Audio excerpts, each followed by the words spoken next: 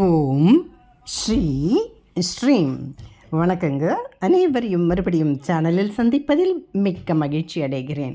இந்த பதிவில் நாம் பார்க்க இருக்க போகிறது ஆடிப்பூரம்.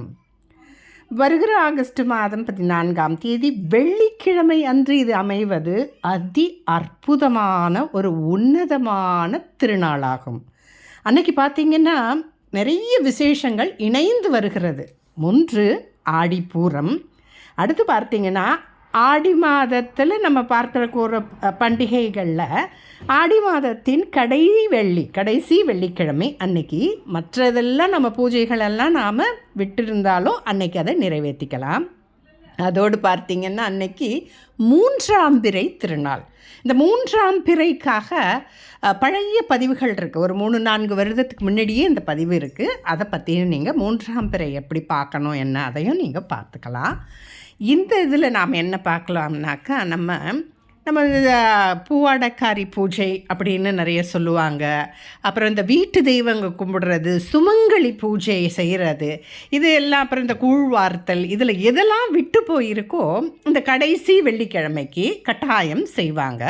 கூடுதலாக அன்றைக்கி ஆடிப்பூரம் இருக்கிறது ரொம்ப ஒரு உன்னதமான விசேஷமான விஷயமாக இருக்கும்.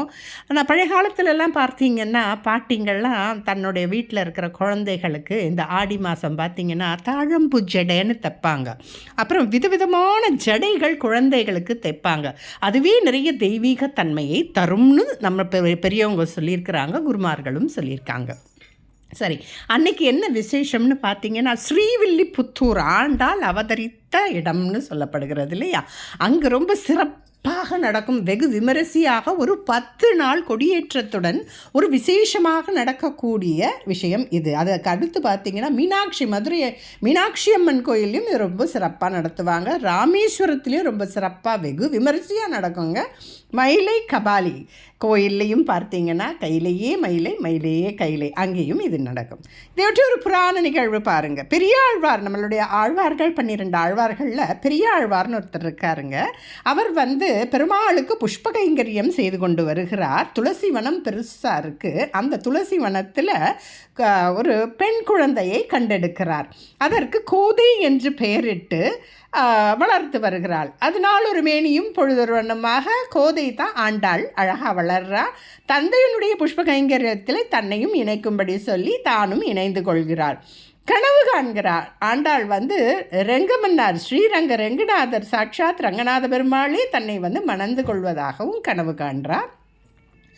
அது பெருமாளும் வாக்களிக்கிறார். நான் உன்னையே கைத்தலம் பற்ற கணா கண்டேன் தோழின்னு தோழிகள்கிட்டையும் சொல்கிறா, அப்பாட்டையும் சொல்கிறா. ஆனால் இவன் என்ன பண்ணுறான்னா, தினமும் கட்டி கொடுக்குற பூமாலையை தான் அணிவித்து கண்ணாடியில் பார்த்துட்டு தான் பெருமாளுக்கு அனுப்புகிறா. இது தந்தை ஒரு நாள் பார்க்க கோபப்படுகிறார். அப்போ அவள் சொல்கிறா, இல்லை அவரே தான் என்னை கல்யாணம் பண்ணிக்கிறேன்னு சொல்லியிருக்கிறாருன்னு. அடியேன் ரொம்ப சுருக்கமாக சொல்கிறேன். இதோட மீள் பதிவு தான் பழைய பதிவுகளிலும் இது நிறைய இருக்குது. அப்போ என்ன மகளுக்கு பித்து பிடிச்சிதா என்னன்னு ரொம்ப எல்லாரும் கேலி கிண்டல் பண்ணுறாங்க இல்லையா? சுவாமியே கல்யாணம் பண்ணிக்கிறேன்னு ஒரு குழந்தை சொல்லும்போது எப்படி அவங்களுக்கு அதை முடியல. இந்த நாளில் கொண்டு போய் என்ன ஸ்ரீரங்கத்தில் விடுங்க, நான் பெருமாளோட இணைந்துடுவேன்னு சொல்லும்போது அதே போல் அவரும் சரின்னு சொல்லிட்டு அலங்கார பூஷணியாக தன் மகளை அலங்கரித்து ஆண்டாளை ரெங்கமன்னார் கோயில் ஸ்ரீரங்கத்தில் கொண்டு போய் விட்டு இறைவனுடன் ஒன்றட கலக்கிறார். அவள் தான் நமக்கு ஆண்டாளாக நமக்கு 30 பாசுரங்கள் நிறைய பெருமாளுடையதெல்லாம் கொடுத்துருக்காங்க. அதையெல்லாம் அன்றைக்கு படிக்கிறது ரொம்ப விசேஷமான பலன்களை தரும். இந்த ஆடி பூரத்தன்னைக்கு பார்த்திங்கன்னா வளைகாப்பு மாதிரி எல்லா கோயில்லையும் பார்த்திங்கன்னா இந்த வளையல் அம்பாளுக்கு சாத்துறது ஒரு ரொம்ப சிறப்பான விஷயம். நிறைய கர்ப்பஸ்திரீங்களோ இல்லை கல்யாணத்துக்காக வேண்டி இருக்கிறவங்கெல்லாம் இதெல்லாம் நிறைய விரதம் மாதிரிலாம் இருக்க மாட்டாங்க. ஆடிப்பூரம்ங்கிறது இந்த திருமண வைபவம் நடக்கும். ஆண்டாளுக்கு பார்த்திங்கன்னா காஞ்சிபுரம் வரதராஜ பெருமாள் கோயிலில் கூட ரொம்ப சிறப்பாக நடக்கும். எல்லா வைணவ திருத்தலங்களிலும் எல்லா இடமும் நடக்கும். ஆனால் ஸ்ரீவில்லிபுத்தூர் ஆண்டாள் பிறந்த ஊர். அப்படி அன்னைக்கு என்னைக்கு அவர் கண்டெடுக்கிறாரோ அன்னைக்கு அதை பிறந்த தினமாக தான் நம்ம எல்லாருமே செஞ்சு கொண்டாடிக்கிட்டு வருகிறோம். அந்த மாதிரி நிறைய இந்த வளைகாப்பு அம்மன் கோயிலெல்லாம் சிறப்பாக நடக்கும். அதில் போய் நாம் இந்த வளையல்களை எல்லாம் அம்பாளுக்கு சாற்றுவது, அலங்காரம் செய்து நாமளும் அதை பிரசாதமாக வாங்கிக்கலாம். அதில் பார்த்திங்கன்னா பாகம் பார்த்தீங்கன்னா உங்களுக்கு இந்த சுமங்கலி பூஜை பண்ணுறது, இப்போ வீட்டு தெய்வங்கள், கன்னி தெய்வம், அந்த மாதிரிலாம் நிறைய செய்வாங்க. இந்த ஆடி பண்டிகைகளை இந்த மாதிரி நமக்கு இந்த முன்னோர்கள் பூஜை எல்லாமே சேர்ந்து வந்துடும் இதில்.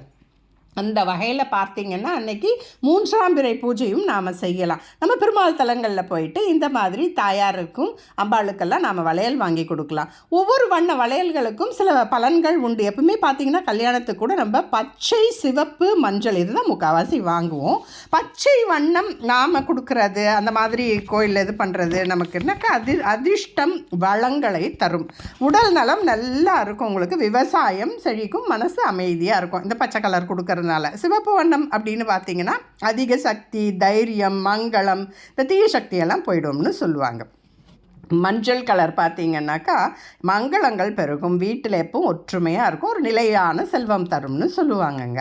இந்த மஞ்சளும் சிவப்பும் இது மாதிரி சேர்த்து கூட நாம் கோயிலில் கொடுப்பாங்க. சில பேர் கல்யாணத்துக்காக வேண்டி கூட கொடுப்பாங்க. அது பார்த்திங்கன்னா கணவன் மனைவி நல்லா ஒற்றுமையாக இருக்கணும், மாங்கல்ய பலமாக இருக்கணும், அந்த மாதிரிலாம் நினச்சிக்கிட்டு அதனுடைய பலன்கள் ஒரு வண்ணத்துக்கு ஒரு பலன் அந்த மாதிரி சொன்னது இது சொல்லியிருக்கிறேன் உங்களுக்கு. இந்த நீலம், கருநீலம், இல்லைன்னா சில பேர் கருப்பு கூட இது பண்ணுவாங்க. அது என்னன்னாக்கா கண் திருஷ்டி நீக்கும், மனசுக்கு அமைதியை தரும், உங்களுக்கு வாழ்க்கையில் உள்ள தடையெல்லாம் தீர்ந்துடும்னு சொல்லுவாங்க. ஆரஞ்சு அது மாதிரி பார்த்திங்கன்னாக்கா பணம் வரவு வரும், நல்ல தொழிலில் முன்னேற்றம் வரும். இந்த மாதிரி ஒரு வண்ணத்துக்கு நிறைய விதவிதமான அர்த்தங்களும் பெரியவங்கள்லாம் சொல்லியிருக்கிறாங்கங்க. இந்த மாதிரி அன்னைக்கு பார்த்திங்கன்னா வருகிற வெள்ளிக்கிழமையை தவறாது இந்த 3ஐயும் ஒன்றா சேர்த்து நீங்கள் அன்னைக்கு சுவாமி கும்பிடலாம். நம்ம வந்து ஆடிப்பூரமும் கொண்டாடிக்கலாம். நாம் அன்றைக்கி கடைசி வெள்ளிக்கிழமை நம்ம என்னெல்லாம் இந்த ஆடி மாதம் மிஸ் பண்ணிட்டோமோ அந்த வெள்ளிக்கிழமை பூஜைகளை அன்னைக்கு நாம் செஞ்சுக்கலாம்.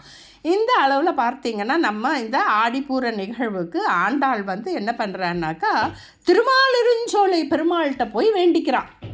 உனக்கு வந்து நான் ரங்கமன்னாரை கல்யாணம் பண்ணிக்கணும் பெருமாளே, எனக்கு சுந்தரராஜ பெருமாளாகிய நீ தான் ஒத்தாசை பண்ணணும், 1000 தடா அக்காரவடிசல் செய்கிறேன் அப்படின்னு நேர்ந்துக்கிற ஆண்டாள்.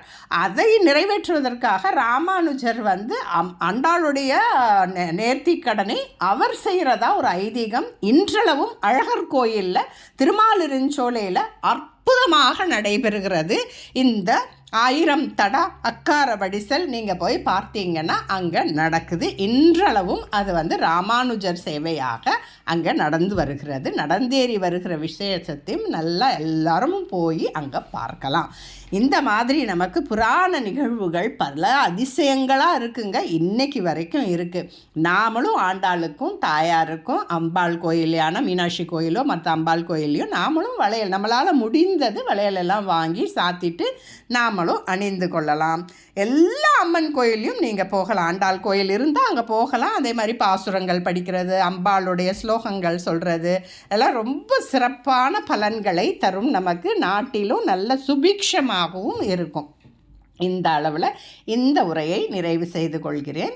மற்றொரு பதிவில் உங்களை சந்திக்கிறேன். இந்த பதிவுகள்லாம் உங்களுக்கு பிடித்திருந்தால் கட்டாயம் லைக் செய்யவும், ஷேர் செய்யவும், சப்ஸ்கிரைப் செய்யவும் மறந்து விடாதீர்கள். நன்றி, வணக்கம். எதுவும் என்னுடையதல்ல, அனைத்தும் உன்னுடையதே. அருளாளா, அருணாச்சலா. அன்றைக்கி முக்கியமாக நீங்கள் படிக்க வேண்டிய ஸ்லோகங்கள் அப்படின்னு பார்த்தீங்கன்னா ஆண்டாளுடைய திருப்பாவை பாக்களை நீங்கள் படிக்கலாம். உங்களுக்கு அதே மாதிரி பார்த்தீங்கன்னா வாரணம் 1000 அப்படிங்கிற ஒரு விஷயம் இருக்குது. திருமணத்துக்காக வேண்டியவர்கள் அதையும் சேர்த்து படிக்கலாம்.